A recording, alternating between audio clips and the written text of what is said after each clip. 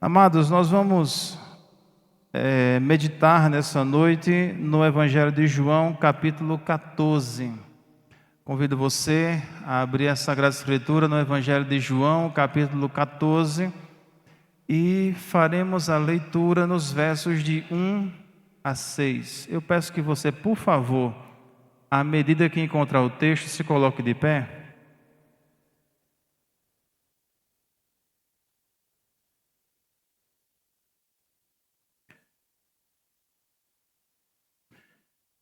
Evangelho de João, capítulo 14, versos de 1 a 6, nos diz assim a palavra do Senhor. Não se turbe o vosso coração. Credes em Deus, crede também em mim. Na casa de meu Pai há muitas moradas.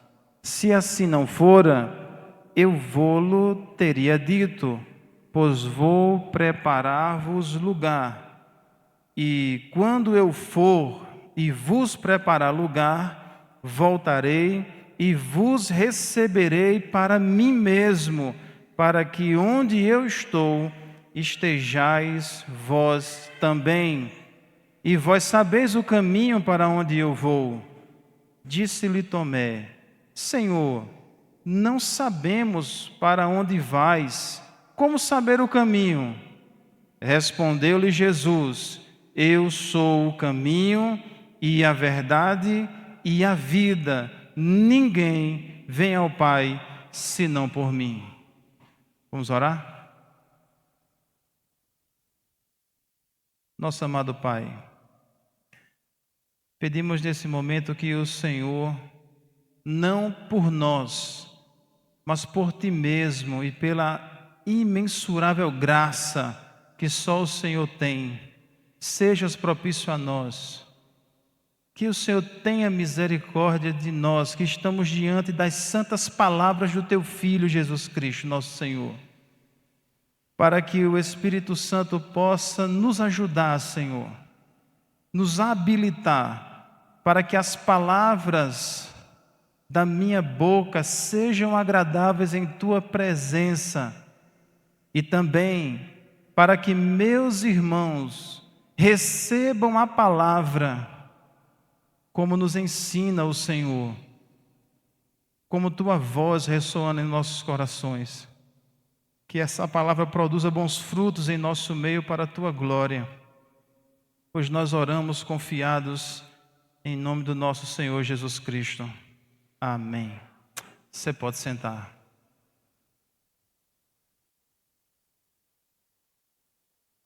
Meus amados irmãos, todos nós, assim como também todos que creram no seu coração e confessaram com sua boca que Jesus é o seu único e suficiente Salvador, tem sobre si um gracioso dever, uma missão gloriosa, que, partindo do que diz o apóstolo Pedro na sua segunda carta, capítulo 3, podemos dizer que nosso dever é crescer na graça e no conhecimento daquele que nos amou, daquele que nos resgatou, daquele que nos transportou da morte para a vida, das trevas para a luz. Ou seja, nós temos que seguir e prosseguir juntos e individualmente, conhecendo mais e mais do nosso Senhor.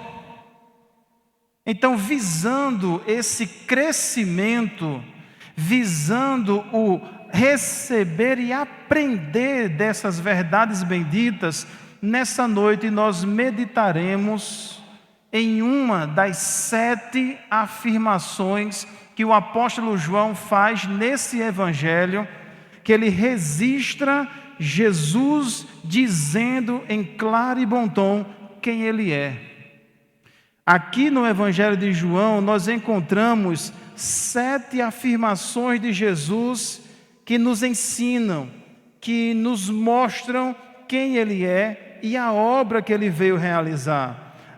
O Senhor Jesus diz nesse Evangelho, no capítulo 6, verso 35, que Ele é o pão da vida.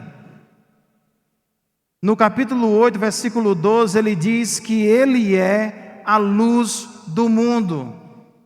No capítulo 10, Ele diz que é a porta das ovelhas. E neste mesmo capítulo Ele diz que Ele é o bom pastor. No capítulo 11, o Senhor Jesus diz que Ele é a ressurreição e a vida. E no capítulo 14, que é o que nós lemos, Ele diz que Ele é o caminho, a verdade e a vida. E no capítulo 15, versículo 1, Ele diz que Ele é a videira verdadeira. Cada uma dessas afirmações é um material didático do Espírito Santo para ensinar à igreja essa gloriosa verdade. Quem é aquele que nos salvou? Quem é aquele que da glória veio a esse mundo? De Senhor assumiu o papel de servo, e servo de dores, servo que foi fiel e obediente até morte, uma morte maldita, uma morte de cruz. João quer, com estas afirmações, deixar claro para todos que leem o seu evangelho que esse Jesus não é um homem qualquer ou um homem iluminado, mas Ele é o Filho de Deus que veio a esse mundo para dar vida eterna a todo aquele que nele crê. E hoje, ao meditarmos nessa afirmação gloriosa de Jesus, nós também nos deparamos com uma mensagem de consolo, uma mensagem de esperança de Jesus para seus discípulos e, consequentemente, também para o nosso coração. Portanto, eu chamo sua atenção para algumas verdades que nós encontramos aqui nesse texto, com sua Bíblia aberta, com seu olho e coração atentos. Acompanhem a explicação do texto. O Senhor Jesus, aqui no capítulo 14, está dando sequência a uma palavra de consolo, a um longo discurso de despedida para os seus discípulos.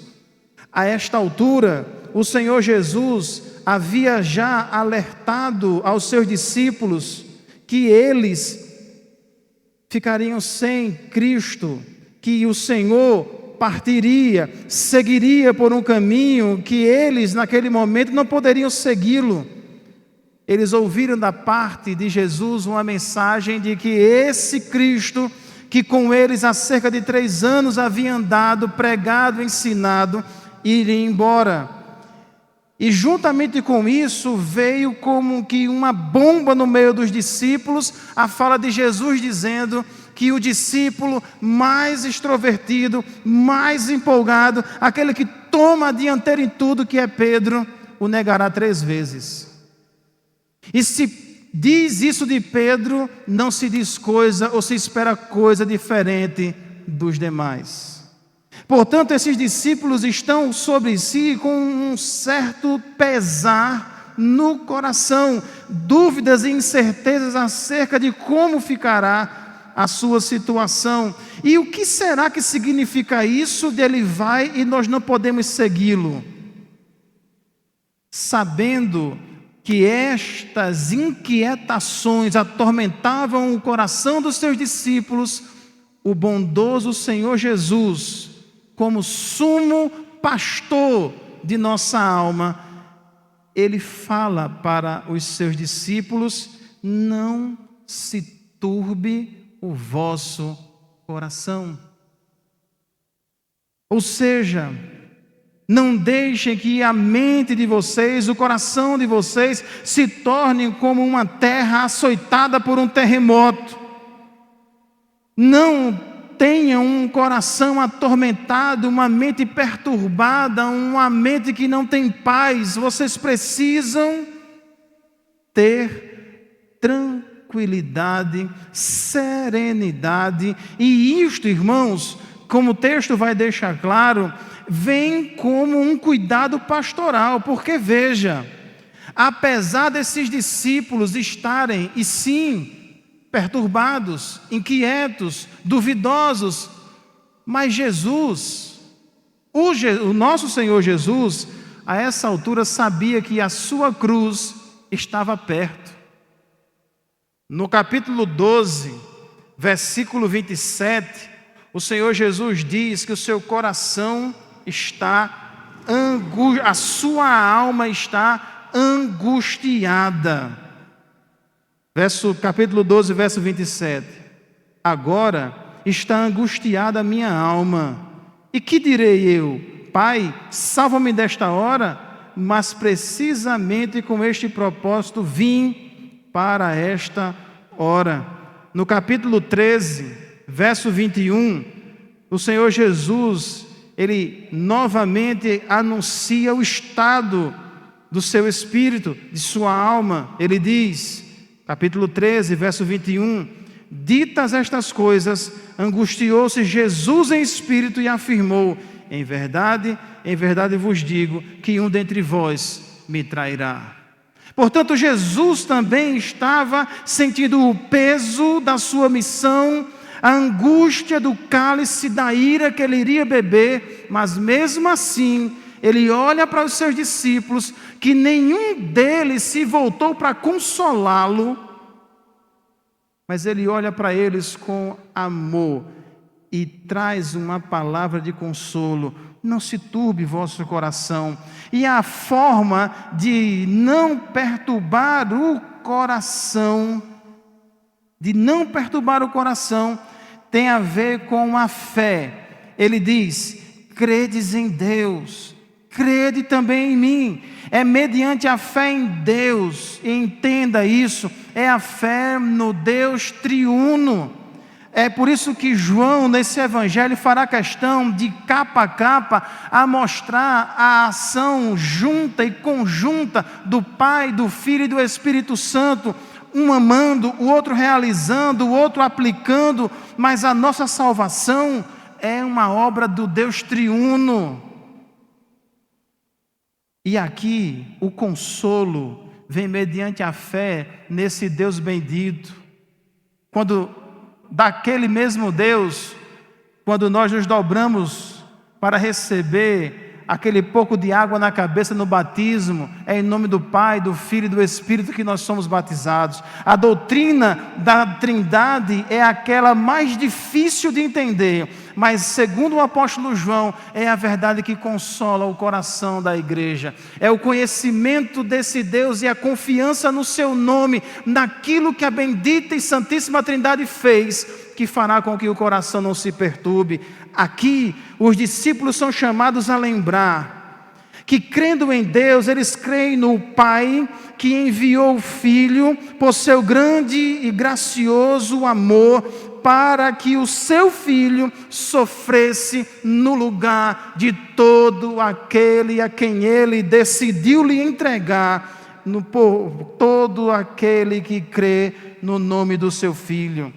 Então, crer no Pai significa também crer no Filho, pois Ele foi enviado pelo Pai. Jesus, com essa palavra, está dizendo para a sua igreja, creiam que eu sou Deus. Ele está anunciando com isso também a sua divindade, que Ele, juntamente com o Pai, estão encabeçando a salvação e se colocando como aquele que consola os corações. Esse é o Deus em quem nós cremos. Esse é o Deus que consola o coração da igreja. Nós temos aqui, irmãos, o anúncio daquele conteúdo que não pode faltar na nossa fé. Com isso, nós estamos sendo aqui chamados a nos dedicar mais e mais a um conhecimento para saber quem é Deus, conhecer a doutrina do nome do nosso Deus, saber o que Jesus Cristo fez por nós. E o que está sendo dito aqui é que doutrina, conhecimento bíblico, aprofundamento nas verdades bíblicas promove consolo, promove alento, promove socorro. Porque quem não conhece o nome do Senhor, como, de que forma experimentará aquilo que por todos os lados a palavra nos promete? Quem é o nosso refúgio, nossa fortaleza, nosso socorro bem presente? É o dinheiro que Deus nos dá? É a casa que Ele nos concede? É a roupa que vestimos? São as coisas que possuímos? Não! É Ele, somente Ele. É a fé nele que pastoreia o nosso coração. E em meio a esta perturbação, Jesus Cristo diz que o modo de não se perturbar é conhecer aquele que lhes tem dado vida, paz, salvação e esperança. Creio em Deus, creio em Deus, confie em Deus. Quem dera isto fosse algo simples de fazer, como é fácil de entender. Quem dera isso fosse uma coisa tão simples de fazer, como um ato de alimentar-se ou beber água quando está com sede. Mas este santo alimento aqui, essa santa verdade aqui é o nosso maior desafio. Porque por todos os lados se elevam falsos ídolos, são jogados ante nós falsos deuses, para serem um porto seguro, para serem a segurança do nosso coração, para serem a fonte da nossa alegria.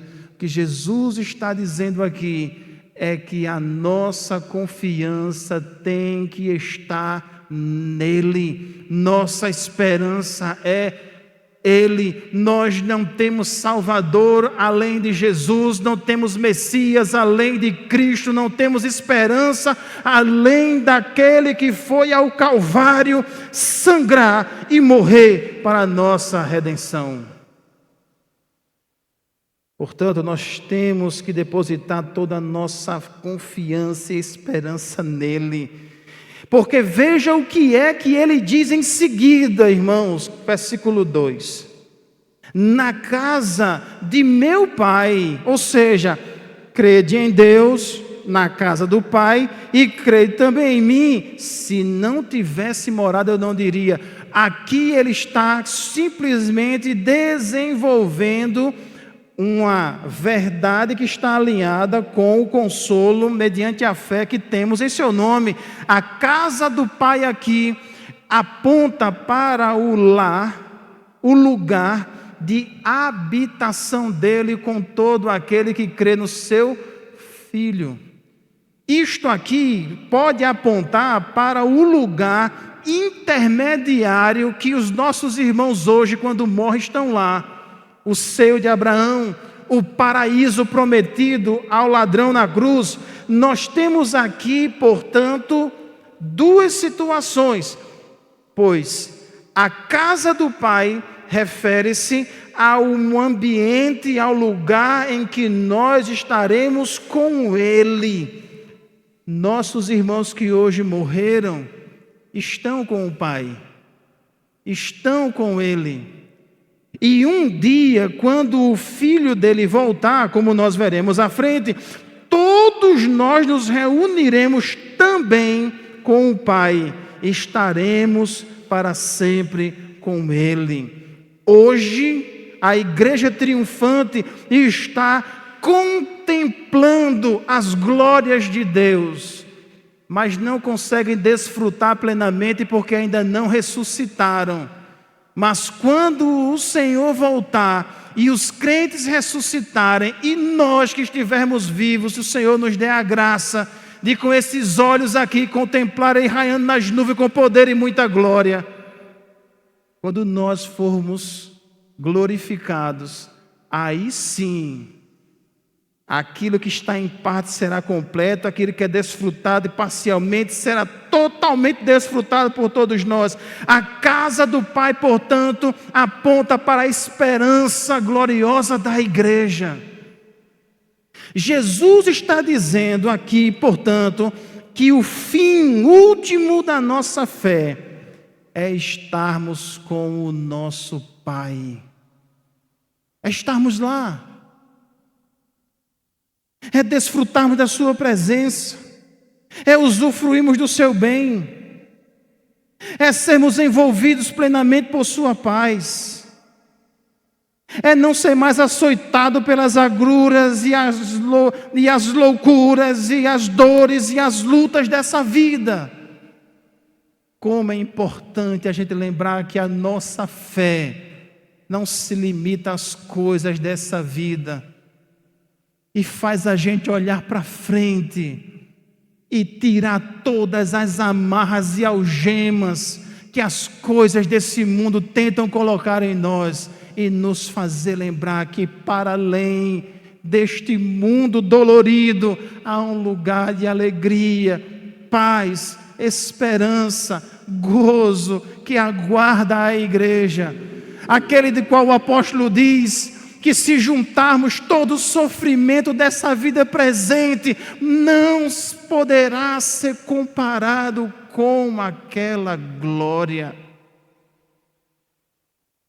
Como é importante nós lembrarmos disso. Isso tira perturbação de coração. Isso aqui acalma tempestades. A casa do Pai há muitas moradas ou muitos cômodos. E nós podemos confiar nisso porque quem disse é fiel, quem falou foi Jesus. Se assim não fora, eu vou-lo teria dito. Ele está aqui, portanto, dizendo à igreja: confie na minha palavra, acredite no que eu estou dizendo, esperem no que eu estou prometendo. Lá há lugar para todos nós. Lá há espaço para todos nós. Essa é a promessa de Cristo. Nós temos que voltar a nos, sabe, irmão, deixar afetar pelo poder dessas palavras de Cristo. Não estamos falando de experiências estáticas, nós estamos falando, irmãos, de fato e de verdade, dessas coisas ressoarem em nosso coração. Ou seja, se isso não acontece, quando nós lemos coisas como essa, estamos lendo como leríamos qualquer coisa. Porque o que mais Jesus disse para nós, irmãos? Veja, deixo-vos a paz. A minha paz vos dou. Não vou lá dou como o mundo dá. Não se turbe o vosso coração, nem se atemorize. Palavra de Cristo. Que mais? No mundo passais por aflições, mas tende bom ânimo. Eu venci o mundo. Se nós não confiarmos e nos apegarmos ao poder que a palavra do nosso Salvador tem, nós, irmãos, teremos uma fé que nos dá condição de agir como um crente age, mas não de experimentar do poder que foi dado aos crentes. É triste, mas é uma realidade. Quantas pessoas não leem e leem essas coisas e parece que para eles não é verdade, mas o problema não é esse, porque Jesus é o mesmo, a palavra é a mesma. O problema está muitas vezes na falta de plena confiança no Salvador, de submissão ao seu senhorio, de quebrantamento diante da sua presença. Porque o que foi que ele disse? Pois vou preparar-vos lugar. Jesus não foi para o céu com uma mala de ferramentas, ou foi numa oficina angelical pegar os instrumentos para construir uma casa. Porque o texto já deixa claro, as moradas do Pai já existem. Preparar lugar significa ele foi para garantir o acesso. Ele foi para garantir que a gente pode entrar lá.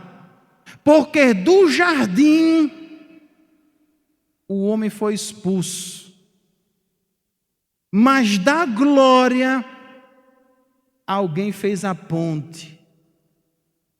Um se tornou a porta, um se colocou como o caminho, um agora se tornou a nossa, poderíamos dizer assim, irmãos, ele se tornou o nosso ingresso, nosso acesso. E como foi que ele fez isso? Ele fez isso, irmãos, por meio da sua morte, ressurreição e ascensão. Como foi que Jesus garantiu acesso às moradas do Pai? Morrendo, ao terceiro dia ressurgindo e indo para os céus como as primícias do que dorme, para dar a certeza a todos nós de que onde Ele está hoje, um dia lá também nós estaremos. Ele preparou lugar. Então acalme seu coração. Ele não mandou a gente preparar o lugar. Não somos nós que preparamos o nosso lugar.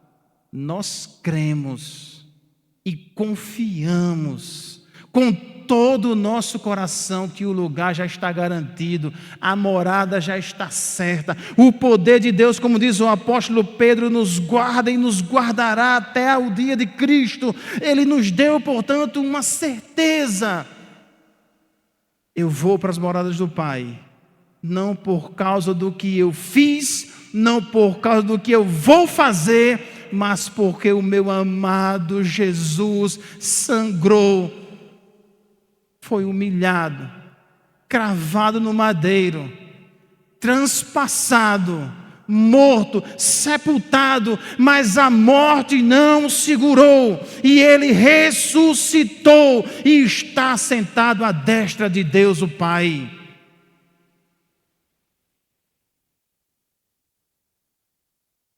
É por isso que a nossa fé nos consola, porque quando o nosso coração, que como diz o apóstolo João, vem com voz nos condenando, dizendo que a gente, quando a gente erra, vem como aquela voz nos esmagando, nós vamos a nós mesmos nos quebrantando por dentro, aí vem a fé e acalma o coração. Há uma morada preparada para todo aquele que mantém seus olhos firmes, fixos no autor e consumador da fé que é Jesus. Portanto, ele diz, versículo 3: e quando eu for e vos preparar lugar, voltarei e vos receberei para mim mesmo. Aqui o Senhor Jesus, ele olha para aqueles discípulos e diz que vai voltar. Ele foi preparar lugar, ele garantiu o acesso e ele vem para buscar a sua igreja. Vem para buscar esses que estão lutando aqui, lutando contra as diversas situações que perturbam seu coração, as inúmeras pedras que estão no caminho durante o nosso trilhar nesse mundo, os inúmeros inimigos, problemas e adversidades que sobrevêm à igreja. Ele vem para nos buscar. Ele volta, irmãos, e ele voltará. Nós precisamos voltar a ser o povo que espera o retorno de Cristo. Nós não podemos nos acostumar com esse mundo como se dele não enjoássemos. É claro, a nossa fé, ela não é escapista. Nós estamos aqui para ser a luz do mundo e ser o sal dessa terra, meus irmãos. Mas o crente tem que carregar no seu coração esta certeza, esta esperança e esta convicção. Ele tem que dobrar seus joelhos e clamar: Maranata. Porque a promessa de Jesus foi de que Ele vem e Ele vai completar essa obra que Ele iniciou, Ele vai completar a cura que Ele já começou, Ele vai finalizar a santificação que Ele já deu início em nossa vida. Jesus vem para completar a boa obra. Portanto, não se preocupe, não se perturbe, mas creia. Creia que em meio às suas lutas, Jesus está te aperfeiçoando. Creia que em meio aos seus problemas, Jesus está te experimentando. Ele está te dando graça, te ensinando e te ajudando, te preservando. Portanto, nós olhamos para essa promessa como uma segurança eterna e bendita que há no nome de Cristo. A palavra desse Jesus para nós é: Ele volta, Ele voltará. E é claro, irmãos, que com o passar do tempo e o nosso viver se tornando cada vez mais cômodo, e o entretenimento cada vez mais nos dominando, expectativas como essa vão se tornar coisas de filme, de ficção. Mas a palavra de Jesus não passará, e nós temos que esperar, porque o que está sendo anunciado é um encontro amoroso. Veja o que é que Jesus está dizendo aqui: quando eu voltarei e vos receberei para mim mesmo, para que onde eu estou estejais vós também. Jesus nos quer perto dele. É por isso que ele vai voltar. O que foi que ele deixou aqui? O que é que ele vem buscar aqui? Ele vem nos buscar. Ele vem buscar a sua noiva. Ele vem buscar a sua igreja. Ele vem buscar aqueles que nele esperam. Portanto, entenda uma coisa: o caminho que está sendo delineado aqui não é de uma fé árida, mas de uma fé amorosa. Nós estamos esperando na sua palavra, porque nós sabemos que Ele nos ama e também devemos amá-lo. A nossa vida cristã é uma preparação para vermos face a face aquele que mediante a fé nós cremos. Então, quando você vê uma pessoa vindo a uma igreja eu quero vir aqui para arrumar um emprego, para arrumar um cônjuge, para arrumar um namorado, para arrumar um meio, para encontrar uma facilitação, isso não é evangelho, isso não é fé cristã. Em Apocalipse 19 está escrito que a noiva do Senhor estará adornada de linho finíssimo para se encontrar com o Senhor. E o linho finíssimo são as obras de justiça dos justos. Essa fé nos chama para uma vida de preparação, para olharmos face a face aquele que nos amou e que nós amamos. Nós, portanto, diz a palavra, precisamos olhar para esse encontro. A casa é a casa do nosso Pai. Quem vem nos buscar é aquele que nos quer perto. Portanto, esse evangelho é um caminho de amor do começo ao fim. É um chamado para uma intimidade amorosa com Deus. Por isso que Jesus, Ele disse para os seus discípulos assim, porque às vezes parece que a gente olha só para os mandamentos como fardos e como exigências frias, mas a palavra do nosso Salvador é: aquele que tem os meus mandamentos e os guarda. Esse é o que me ama, e aquele que me amar será amado por meu Pai, e eu também o amarei e me manifestarei a ele. Nós somos a noiva do Cordeiro, o povo de sua propriedade exclusiva, e temos que com amor nos preparar dia a dia para estar com Ele, para estarmos prontos quando Ele voltar para buscar a sua igreja. Mas é natural, é sempre comum que em meio a uma palavra tão gloriosa como essa, sempre tenha um que não entende bem, ou muitos que não compreendem corretamente. Veja Tomé. Tomé, de repente, no meio de um discurso tão acalentador, ele olha e diz: Senhor, não sabemos para onde o Senhor vai, como é que a gente vai saber o caminho? A questão de Tomé aqui é: Senhor, o que é que a gente vai fazer? Diga aí, o que é que a gente pode fazer para chegar lá? Como assim, o Senhor vai para onde? E como é que a gente chega lá? É como se ele dissesse assim: manda aí a localização no GPS, diz para a gente como é que a gente chega, é quantos quilômetros para andar, são quantos quilômetros para percorrer, o que é que a gente pode fazer? Nós não sabemos o caminho, e tem muito crente que não sabe mesmo não. Escuta o evangelho domingo a domingo, mas não entende. Sai de um culto como esse e vai para casa assim: o que é que eu posso fazer? Lógico que não fala assim, mas lá no fundo do coração fica ainda agindo como se ele tivesse que fazer alguma coisa. Diz: hoje, se Jesus voltar hoje, está tranquilo, né? Fui para o culto, escutei a pregação, hoje eu cumpri a regra, então está tranquilo. Se ele voltar hoje, está bom. Então tem muita gente que continua com aquela ilusão de que alguma coisa que ele faz, de alguma coisa que ele fez, ou que ele fará, pode lhe dar segurança. E não. Jesus bate o martelo na questão no versículo 6. Aqui o Senhor Jesus deixa muito claro que a mensagem da salvação não tem brecha para a vanglória humana, só para dedicarmos toda a honra e toda a glória a Ele. Olha o que diz o versículo 6. Respondeu-lhe Jesus: eu sou o caminho.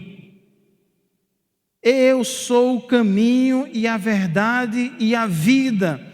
Se nós, meus irmãos, formos analisar cada uma dessas expressões separado, nós veremos gloriosas verdades do Evangelho. Sim, o caminho é aquela vida estabelecida por Deus, a verdade é a revelação de Deus, e a vida é a comunhão com Deus.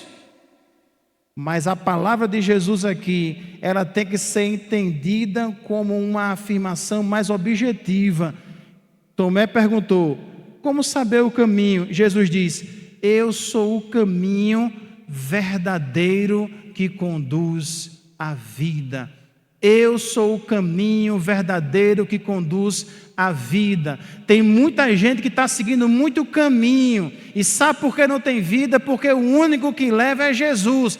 Vida com Deus aqui e esperança de estar com Ele lá na eternidade, só mediante a fé em Cristo, a submissão ao senhorio de Cristo, um coração confiante nas promessas de Cristo. Portanto,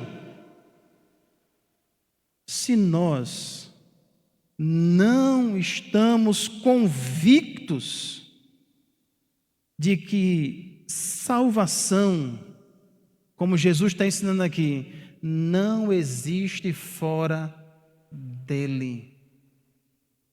Nós entendemos em primeiro lugar o que é graça. Isso é graça de Deus. É Ele nos tirar do caminho que conduz à morte e nos colocar no caminho da vida. O caminho da vida não é um código de ética, é uma pessoa, é Jesus. Isso tem a ver com um relacionamento pessoal. Isso tem a ver com o desenvolvimento de amor, afeto, consideração. Isso aponta para uma relação pessoal de um Jesus que fala ao nosso coração, que pastoreia a nossa vida. Portanto, a experiência cristã, ela inibe qualquer tipo de mediação. Nós, irmãos, não precisamos de confessionários, de padres, gurus. Nós não precisamos nos portar como se fôssemos mediadores, porque nós estamos no caminho. O caminho é Cristo. Cristo pela fé habita em nosso coração. A verdade dele, ele mesmo coloca em nosso coração. A vida de Deus, ele comunica em nossa alma. O papel de um pastor não é chegar no domingo à noite e agir como um guru, mas é agir como aquele que foi levantado para ensinar e apontar. Tudo que eu estou dizendo aqui não vai ser crido por você porque eu estou dizendo, mas porque esse Jesus habita no seu coração. E se você é crente, você vai entender o que o Senhor Jesus está falando aqui nessa palavra. Se você realmente é crente, você vai entender o que Jesus está falando, porque as ovelhas dele escutam a sua voz. Podem agora estar escutando a voz do pastor Abimael aqui, mas o que ele está falando é o que Jesus está dizendo. Portanto, o caminho é Cristo. Se você tem a Cristo, então você deve acalmar o seu coração e alegrar-se, pois você está no caminho verdadeiro, de posse da vida verdadeira e da esperança eterna. Fora dele não há salvação. Nele nós temos vida, vida em abundância. Portanto, o que ele diz aqui é chamar o nosso coração para entender que ele é suficiente, que não precisamos de mais nada. Tendo Jesus, nós estamos com o suprimento necessário para a nossa caminhada nesse mundo, na nossa peregrinação. Não necessitamos de deuses secundários. Jesus foi, é e sempre será suficiente para a sua igreja, porque ele é o caminho. E ele diz: ninguém vem ao Pai senão por mim. Eu não vou ao Pai por ser pastor, nem por ser filho de crente, ou por ser membro da Igreja Congregacional Conservadora de Cupira. A gente vai chegar na presença de Deus, irmãos, somente com uma, e louvado seja Deus, porque ela é suficiente. A gente vai chegar lá, irmãos, sem nenhuma justiça própria, mas com a justiça de Cristo sobre nós.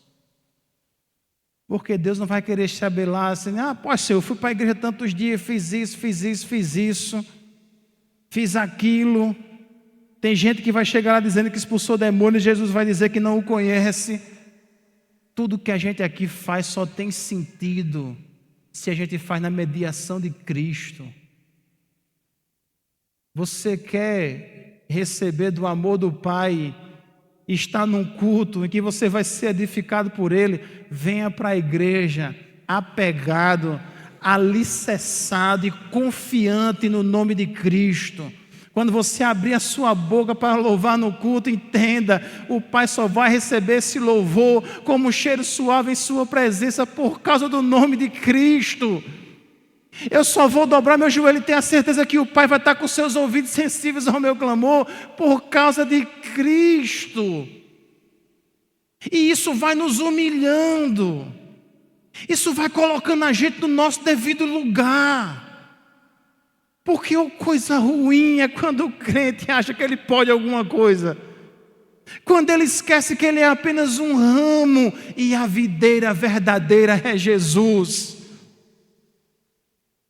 Quando a gente entende isso aqui, nós nos libertamos de toda poeira que embaça a nossa visão e a gente consegue enxergar quão amoroso, quão bom, quão maravilhoso, quão agradável, quão amável é o nosso Jesus. Sem Ele não temos nada que nos leve à presença do Pai. Mas em Cristo, toda perturbação vai embora, pois nele temos perfeita e eterna salvação. Portanto, eu termino dizendo para você, meu amado irmão em Cristo, que já passou pela conversão e já deposita fé nesse nome glorioso, busque conhecê-lo mais e mais. Você conhece bem o seu jeito, suas preferências, você conhece muito bem os seus planos, seus projetos, você conhece bem sua profissão, sua família, você conhece bem tanta coisa importante. Está na hora de ocupar a nossa mente. Quem é Jesus? Quem é o meu Jesus? Você conhece tudo que a Bíblia diz sobre Ele? Você conhece tudo que a revelação de Deus fala sobre quem Ele é?